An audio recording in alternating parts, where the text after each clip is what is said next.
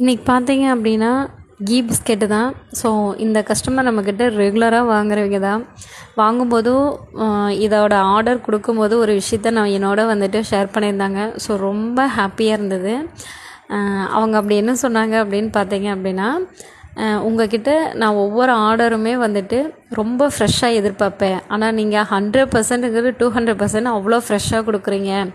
அது ஆர்கானிக்காவாக இருந்தாலும் சரி, இல்லை ஒயிட் சுகர் ஆட் பண்ணி மைதாவில் பண்ணுறதா இருந்தாலுமே சரி, ரொம்ப ஃப்ரெஷ்ஷாக கொடுக்குறீங்க. அந்த விஷயம் எனக்கு ரொம்ப பிடிச்சிருக்குது. ஸோ அதனால தான் நான் உங்ககிட்ட ரிப்பீட்டில் நான் ஆர்டர் கொடுத்துட்டே இருக்கேன் அப்படின்னு சொன்னாங்க.